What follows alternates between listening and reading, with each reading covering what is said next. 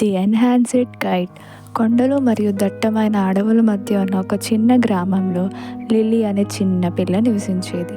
లిల్లీకి గాలిపటాలు ఎగరవేయడం అంటే చాలా ఇష్టం.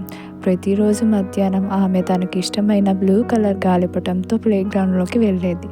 సమ్మర్ సీజన్లో ఒకరోజు బాగా గాలులు వీస్తున్నాయి. లిల్లీ తన గాలిపటాన్ని ఎగరవేస్తుండగా బలమైన గాలులు మేఘాల్లో ఆ గాలిపటం ఎగిరిపోయింది. లిల్లీ దాన్ని తిరిగి తిప్పడానికి ప్రయత్నించింది, కానీ చాలా ఆలస్యమైంది.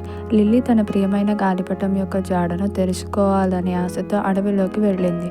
అడవిలోకి వెళ్ళినప్పుడు తనకి ఒక చిన్న మెరిసే చెరువు కనిపించింది.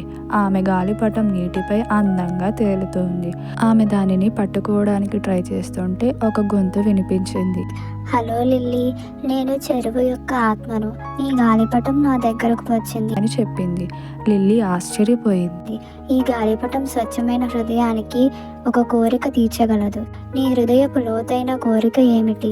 లిల్లీ ఒక్క క్షణం ఆలోచించి, నా గ్రామంలోని ప్రతి ఒక్కరికి ఆనందం మరియు శాంతిని కోరుకుంటున్నాను అని చెప్పింది.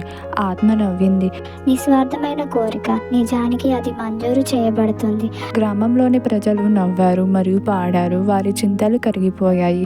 పొలాలు పచ్చగా, ఆకాశం నీలంగా, సామరస్య భావనతో గాలి నిండిపోయింది.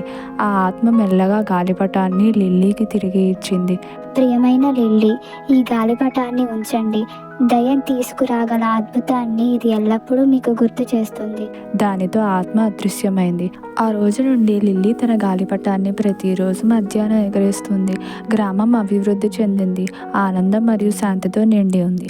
ఒక చిన్న అమ్మాయి స్వచ్ఛమైన హృదయం మరియు మంత్రముగ్ధులైన గాలిపటం వల్ల గ్రామం అభివృద్ధి చెందింది.